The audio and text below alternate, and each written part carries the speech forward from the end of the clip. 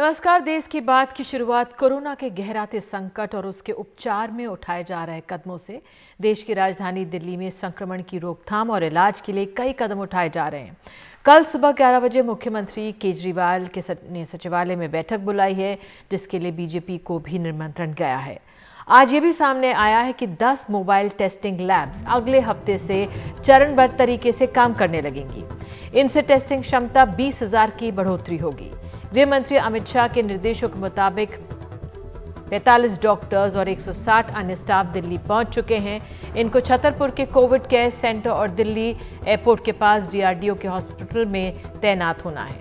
15 नवंबर को गृह मंत्री अमित शाह की अध्यक्षता में हुई बैठक में दिल्ली में कोरोना को लेकर कई अहम फैसले हुए।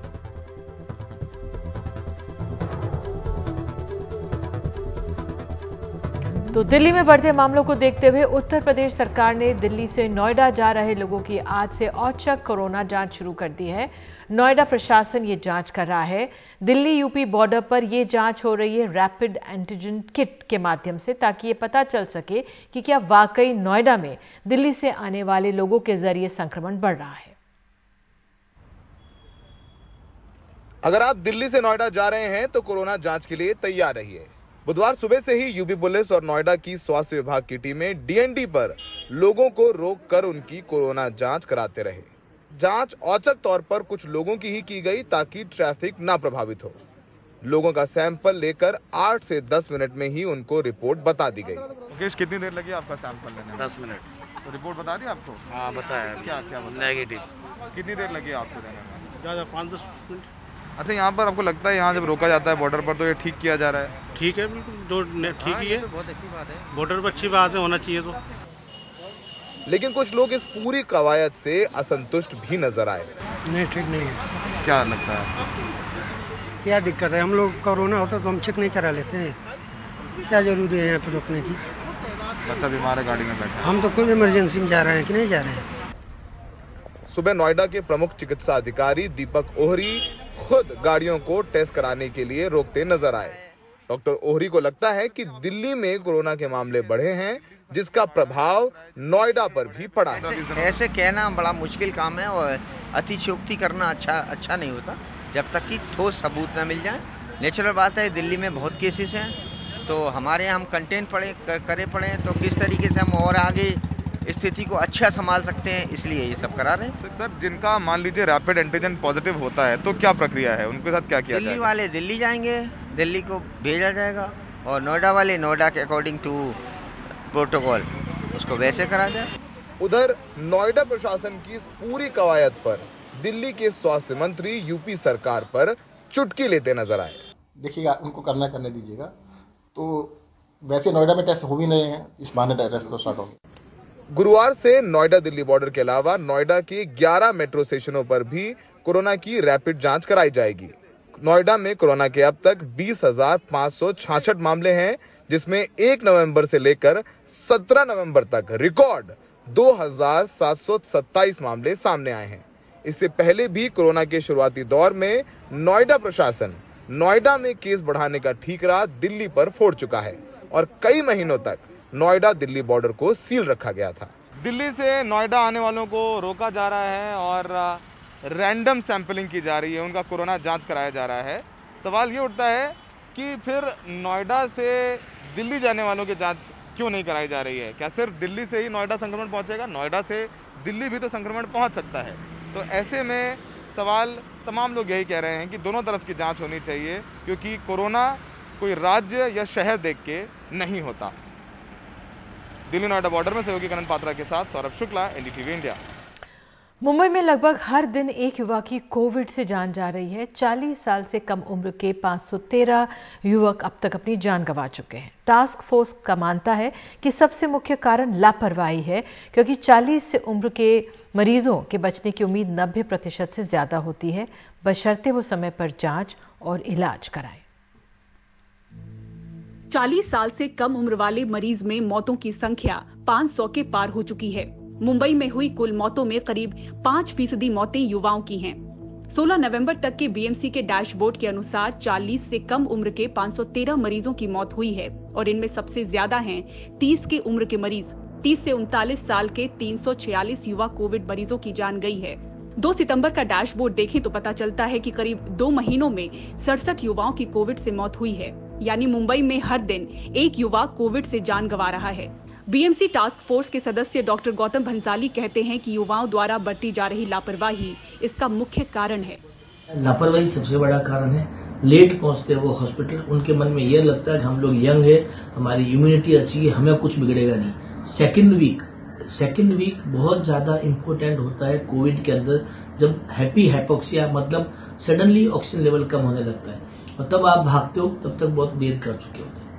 ये सबसे बड़ा कारण है यंग पेशेंट के अंदर कि लोग हॉस्पिटल बहुत लेट पहुंचते हैं, मेडिसिन नहीं लेते हैं या डॉक्टर्स के संपर्क में नहीं रहते हैं। उनको लगता है कि हमको कुछ बिगड़ने वाला नहीं है, हम यंग पेशेंट है, हमारी इम्यूनिटी अच्छी है, हम ठीक हो जाएंगे। महाराष्ट्र कोविड टास्क फोर्स के डॉक्टर राहुल पंडित कहते हैं कि मोटापा, डायबिटीज, हार्ट, किडनी की दिक्कत वाले युवा मरीजों को ज्यादा खतरा है। 40 साल से उम्र वाले पेशेंट्स की जब कोविड की वजह से मौत होती है तो स्वाभाविक है कि चिंता बढ़ जाती है। पर अगर उसके तह तक जाए तो पता चलता है कि कई पेशेंट्स को जो है रोमैटिक हार्ट डिजीज या किडनी डिजीज जिसको कि डायलिसिस लग रहा है या डायबिटीज या ब्लड प्रेशर, ऐसी बीमारियां थी। कई पेशेंट जो थे वो मोटापे के भी शिकार थे और इन वजह से जो इनकी रिस्क फैक्टर बढ़ गई थी, इस वजह से उनको जो है कोविड-19 की वजह से डेथ हुई। एक्सपर्ट्स बताते हैं कि बाकी बीमारियों के रिस्क फैक्टर वाले युवा कोविड मरीज भी अगर समय पर स्वास्थ्य केंद्र पहुंचे तो बचने की उम्मीद काफी ज्यादा है। 50 साल के अंदर के लोगों को मोर देन 99% क्योर है अगर वो तुरंत आ जाते हैं डॉक्टर के पास। तो ऐसा कुछ है, यंग एज ने खबरदारी रखनी चाहिए कि जैसे उनको बुखार या कोई भी सिम्टम है, तुरंत कोई भी गवर्नमेंट हॉस्पिटल, महानगर पालिका हॉस्पिटल में जाके टेस्ट कराइए। हाँ, अगर आप पॉजिटिव आती है तो तुरंत ट्रीटमेंट चालू कराइए। बिना लक्षण वाले युवा मरीज वायरस तेजी से फैलाते हैं, इसलिए अपनी जान के साथ साथ अपनों की खातिर भी कोविड लक्षण को नजरअंदाज करना घातक है। मुंबई से पूजा भारद्वाज की रिपोर्ट, एनडीटीवी इंडिया के लिए। उधर देश की सबसे बड़ी मेडिकल रिसर्च संस्था Indian council of medical research ने प्लाज्मा थेरेपी को लेकर नई एडवाइजरी जारी की है। इस एडवाइजरी में साफ किया गया है कि प्लाज्मा थेरेपी हर कोरोना संक्रमित व्यक्ति के लिए नहीं है। पहली बार स्पष्ट तौर पर आईसीएमआर ने बताया है कि कौन व्यक्ति प्लाज्मा डोनेट कर सकता है और कौन नहीं।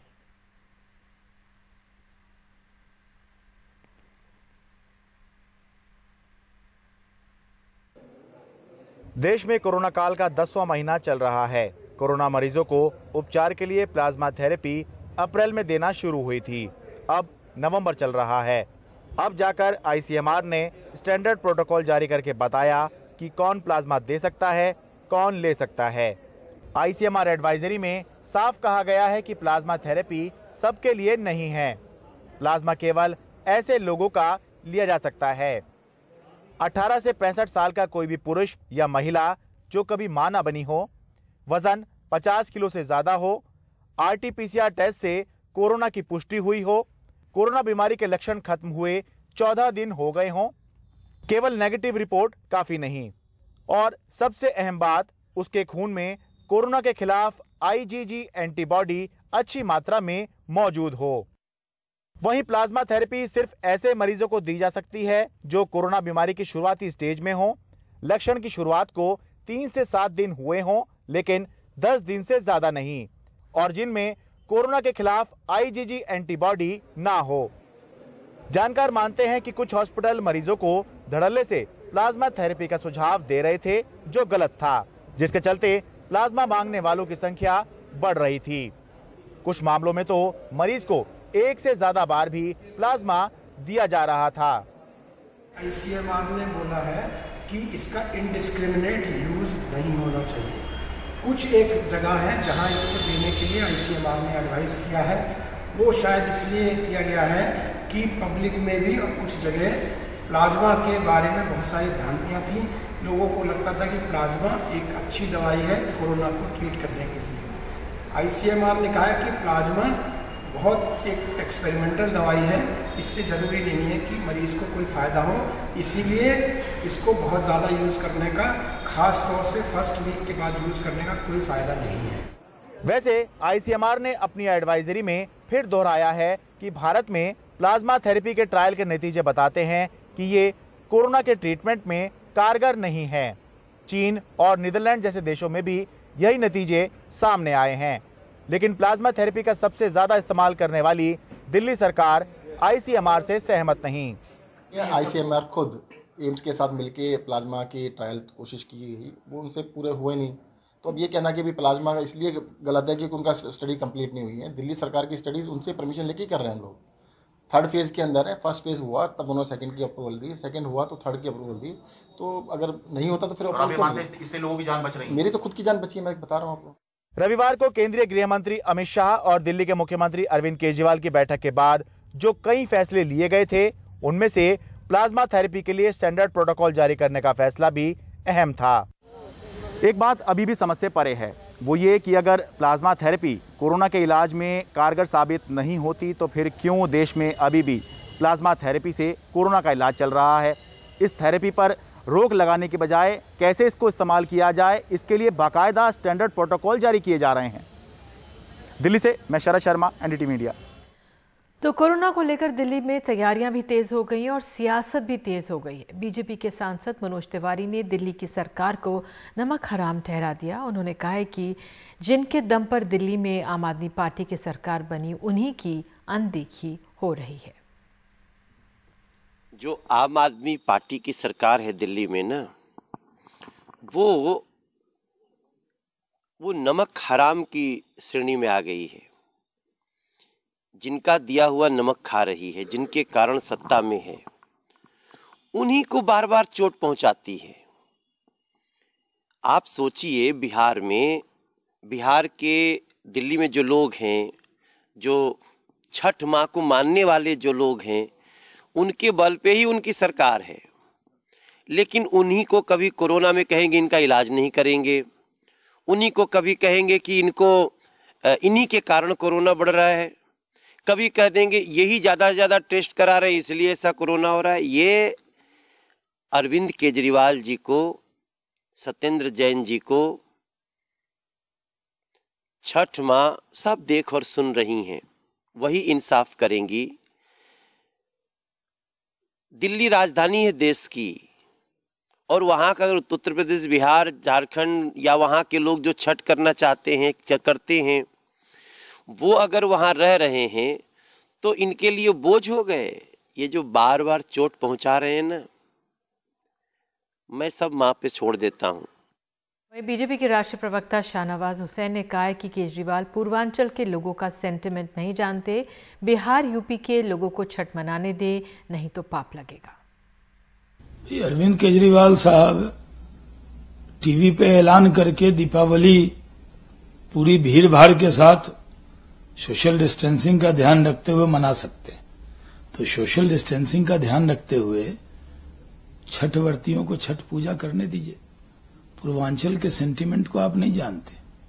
आप हरियाणा के हैं, गाजियाबाद में रहे हैं, दिल्ली के मुख्यमंत्री बने हैं, तो बिहार पूर्वांचल थोड़ा कम गए। पूर्वांचल के लोगों के लिए छठ सबसे महत्वपूर्ण त्योहार है। इसमें जात धर्म भी नहीं होता।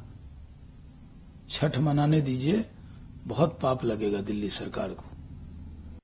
इसकी बात पे एक छोटा सा ब्रेक लेते हैं और ब्रेक के बाद बुलंदशहर से खबर। वहां का मामला, यहां पर भी बलात्कार की पीड़िता की हो गई है मौत।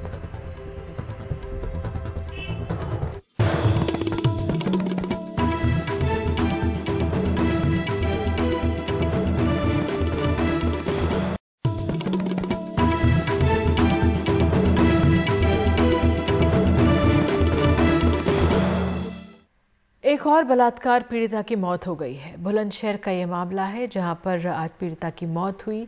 दिल्ली के RML अस्पताल में पोस्टमार्टम हुआ है। पीड़िता के परिजनों की मांग है कि दोषियों को कड़ी सजा मिले, वो भी जल्दी। दिल्ली के RML अस्पताल के बाहर रेप पीड़िता की मौत के बाद पिता सदमे में है। डॉक्टरों के 3 सदस्यों का पैनल पोस्टमार्टम कर रहा है और मजिस्ट्रेट की निगरानी में पूरी प्रक्रिया की वीडियोग्राफी हो रही है। परिजनों की मांग है कि रेप के दोषियों को कड़ी सजा मिले। यही है कि उनको सजा मिलनी चाहिए, सख्त सजा मिलनी चाहिए, बस जो आगे कोई ऐसा ना कर पाए किसी और बच्चे के संग में। चलो हमारी ये तो बेटी थी। ये घटना मंगलवार की है जब बुलंदशहर के जहांगीराबाद थाने की एक नाबालिग युवती जल गई थी। इस युवती के साथ इसी साल 15 अगस्त को रेप हुआ था, जिसमें 5 लोग गिरफ्तार कर जेल भेज दिए गए थे। परिवार का आरोप है कि मंगलवार को रेप के आरोपियों ने घर आकर पीड़िता पर समझौते का दबाव बनाया।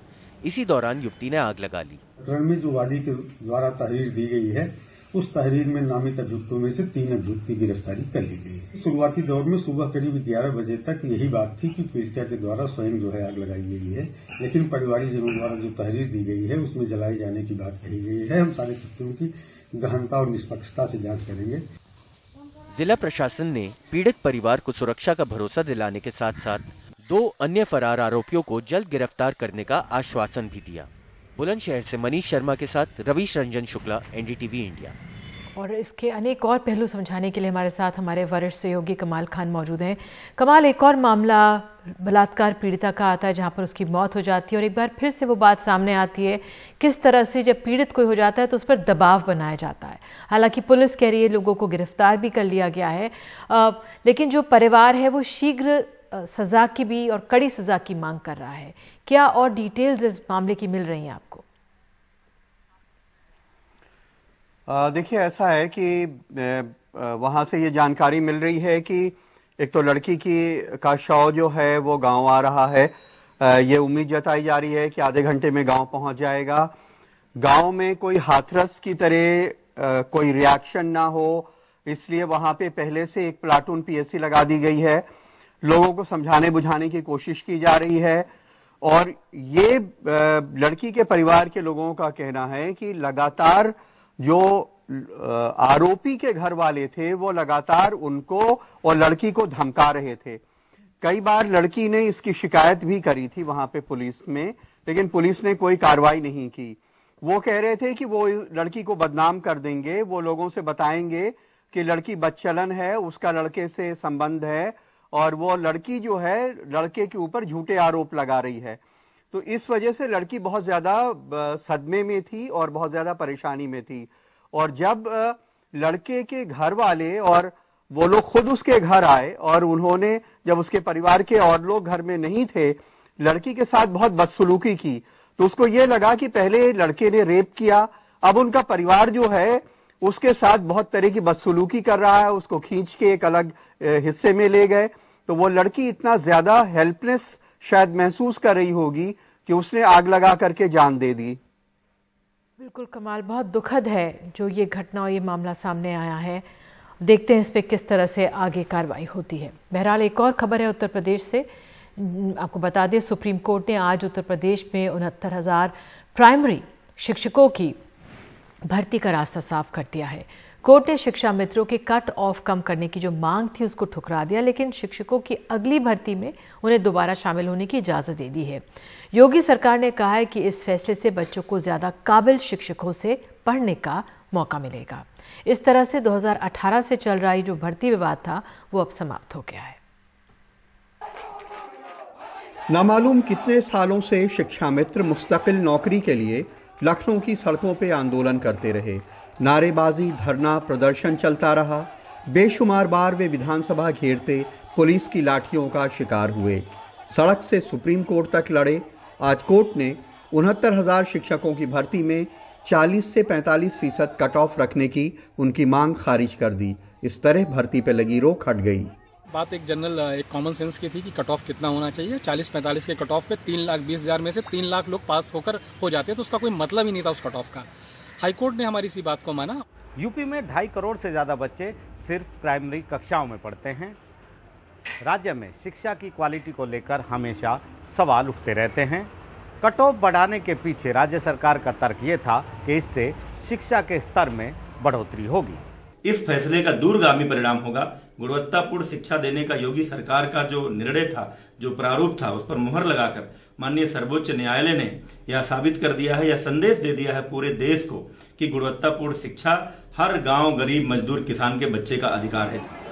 यूपी में शिक्षकों की कमी के चलते बड़े पैमाने पर शिक्षा मित्र बच्चों को पढ़ाते रहे हैं। शिक्षा मित्र काफी लंबे अरसे से मुस्तकिल किए जाने की मांग करते रहे हैं। फिर यह तय हुआ कि टीईटी इम्तिहान दिए बिना शिक्षा मित्र टीचर भर्ती के इम्तिहान में बैठ सकेंगे। यूपी में 5 दिसंबर 2018 को 69,000 टीचर भर्ती का आदेश हुआ। 6 जनवरी 2019 को इम्तिहान हुआ। 7 जनवरी को कट ऑफ जारी हुआ 60 और 65%। 29 मार्च 2019 को हाईकोर्ट की सिंगल बेंच ने कट ऑफ 40 और 45% करने का आदेश दिया। 6 मई 2020 को हाईकोर्ट की डबल बेंच ने फिर कट ऑफ 60 से 65% रखने के लिए कहा। 9 जुलाई 2020 को सुप्रीम कोर्ट ने 37,339 शिक्षकों की भर्ती रोकने कहा। यूपी सरकार ने सुप्रीम कोर्ट में एफिडेविट देकर कहा कि अभी प्रदेश में 50,000 से ज्यादा शिक्षकों की भर्ती की गुंजाइश है। अदालत ने शिक्षा मित्रों को उस इम्तिहान में बैठने की इजाजत दी है। माननीय न्यायालय ने जो शिक्षा मित्रों को जो न्यायालय की शरण में गए थे उनको अगली एक और भर्ती में जो अवसर देने का निर्देश दिया है उसमें भी हमको कोई आपत्ति नहीं है। अगली जो भी भर्ती होगी, नई भर्ती होगी, उस भर्ती में हम शिक्षा मित्रों को भी एक अवसर देने को तैयार हैं। इस मामले में अच्छी बात यह है कि ज्यादा नंबर पाने वाले अच्छे टीचर बच्चों को पढ़ाएंगे, लेकिन अफसोस की बात यह है कि बरसों से इन बच्चों को पढ़ाने वाले कम नंबर पाने वाले शिक्षा मित्र बेरोजगार हो जाएंगे और उनमें से तमाम को उम्र ज्यादा हो जाने की वजह से अब कोई सरकारी नौकरी भी नहीं मिल सकेगी। दिल्ली में आशीष भार्गव और लखनऊ में कैमरामैन राजेश गुप्ता के साथ कमाल खान, एनडीटीवी इंडिया। तो कमाल हमारे साथ बने हुए हैं। कमाल, आपसे ये समझना चाहेंगे क्या अब इस फैसले से जो यूपी के छात्र हैं उनको एक अच्छी गुणवत्तापूर्ण शिक्षा मिल पाएगी और शिक्षकों को भी कुछ राहत मिलेगी? देखिए, दो तरह की चीजें एक साथ होंगी। एक तो ये बात अच्छी है कि जिनके नंबर ज्यादा हैं, जिनके जो 60 और 65% जिन्होंने नंबर पाए हैं, 60% बैकवर्ड वगैरह और 65% जनरल कैटेगरी के लोग इम्तिहान में, टेस्ट में वो शिक्षक बनाए जाएंगे और कम नंबर वाले लोग उससे हट जाएंगे। जो शिक्षा मित्र अच्छे नंबर पाए हैं वो आएंगे। ये एक अच्छी बात होगी कि क्वालिटी एजुकेशन के लिए एक अच्छी बात होगी, क्योंकि बच्चों को एक अच्छी शिक्षा मिलनी चाहिए। बहुत वक्त पहले हमने प्राइमरी एजुकेशन के लोगों का हम लोगों ने एक सर्वे किया था न्यूज़ बनाने के लिए, तो उसमें तमाम टीचर्स उस सर्वे में ये कहते थे कि सानिया मिर्ज़ा जो हैं वो मिर्ज़ा गालिब की पोती हैं और कोफ़ी अन्नान जो हैं वो कॉफ़ी बनाने वाले किसी शख्स का नाम है और ईदी अमीन जो हैं वो राजस्व संग्रह करने वाले अमीन का नाम है। इस तरह के तमाम जवाब उन्होंने दिए थे। तो उम्मीद ये की जानी चाहिए कि जब ज़्यादा पढ़े लिखे लोग क्वालिफाई करके आएंगे तो बच्चों को अच्छी तालीम देंगे। लेकिन इसका दूसरा पहलू ये है कि उत्तर प्रदेश सरकार जब शिक्षकों की भर्ती नहीं कर पा रही थी कम पैसा होने की वजह से, तो कुछ हजार रुपयों में उन्होंने शिक्षा मित्र भर्ती किए और जो 10-10 साल तक जिन शिक्षा मित्रों ने वहां पे पढ़ाया इस उम्मीद में कि कभी ना कभी वो मुस्तकिल हो जाएंगे, स्थायी हो जाएंगे, उनमें से बहुत सारे जो हैं अब सरकारी नौकरी के लिए ओवर एज हो गए हैं।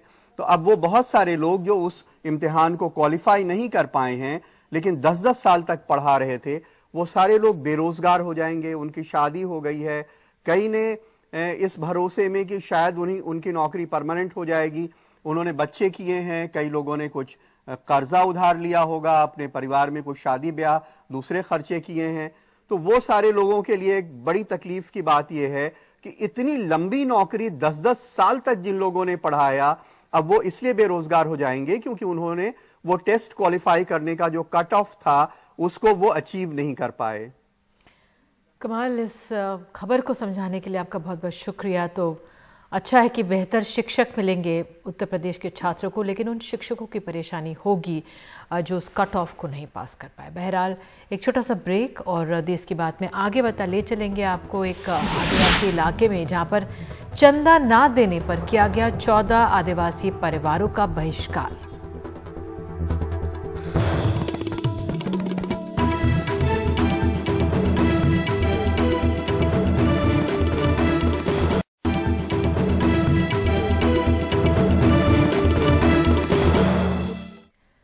मध्य प्रदेश में दुर्गा पूजा के दौरान चंदा ना देने के कारण 14 आदिवासी परिवारों का गांव वालों ने बहिष्कार कर दिया है।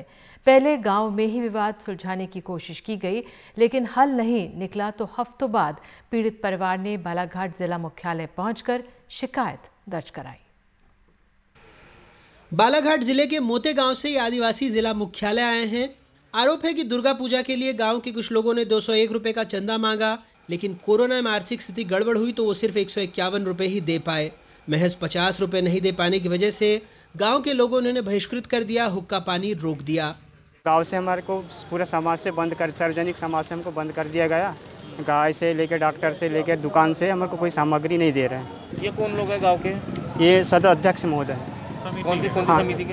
ये सार्वजनिक। हाँ गाँव। किसी से शिकायत करे थे आप? हाँ जी, हाँ शिकायत की थे, टीआई साहब थाना में दिए थे टीआई साहब को। टीआई साहब ने उनको बुलाए थे, उनको समझाया भी गया, हमको भी समझाया गया, पर वो लोग हम समझ गए, पर वो लोग समझे नहीं।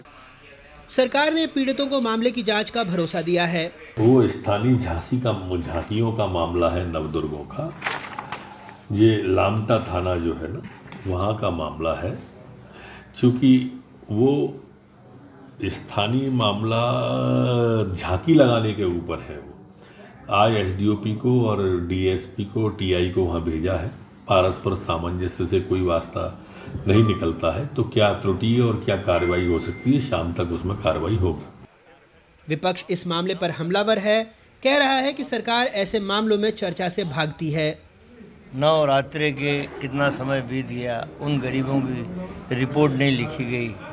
अब हम विधानसभा का सत्र में मांग करते हैं इस तरह के मुद्दों पे, तो ये 7 दिन की विधानसभा तो 2 दिन में ख़त्म कर देते हैं। जनहित के मुद्दों से बहुत दूर ये भाजपा की सरकार है।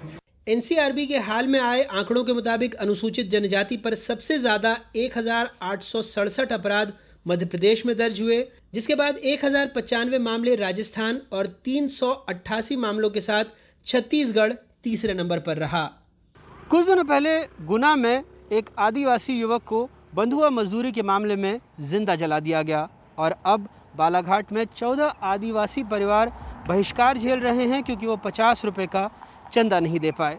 आदिवासी कल्याण के बड़े बड़े वायदों के बीच एक हकीकत ये है कि मध्य प्रदेश देश के उन राज्यों में शुमार है जहां आदिवासियों के प्रति सबसे ज़्यादा अत्याचार होते हैं। बालाघाट से रुपेश और भोपाल से कैमरा पर्सन रिजवान खान के साथ अनुराग द्वारी, एनडीटीवी इंडिया। खबरों में आगे देखेंगे कैसे मन रहा है छठ पूजा का पर्व।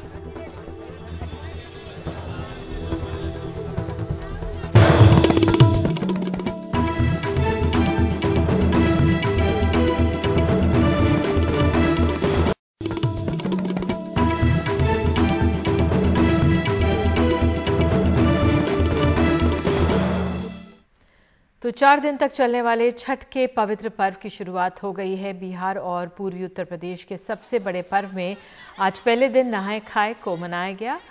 आप 5 तस्वीरें देख रहे हैं। कल यानी छठ के दूसरे दिन श्रद्धालु खरना मनाएंगे। तीसरे दिन डूबते सूरज को अर्घ दिया जाएगा और आखिरी दिन उगते सूरज को अर्घ देकर पर्व का समापन होगा। आपको बता दें दिल्ली में छठ के अवसर पर छुट्टी दी गई है, लेकिन घाटों में जाकर इसको मनाने की इजाज़त नहीं। और तुरंत अभी आपको बता दें छठ पूजा को लेकर गाइडलाइंस जारी की गई हैं जो दिल्ली, मुंबई, बिहार और झारखंड से जुड़ी हुई हैं। जिस तरह से बताया गया कोविड के चलते कई नियमों का पालन करते हुए लोग इस पर्व को मनाएं।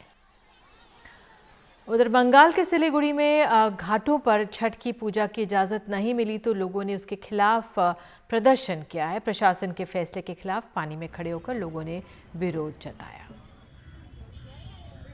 और इन्हीं दृश्यों के साथ फिलहाल अभी के लिए इतना ही और एक ब्रेक के बाद सीधे आप मुंबई से हमारी सहयोगी पूजा भारद्वाज के साथ न्यूज़ 360 देख सकते हैं। नमस्कार।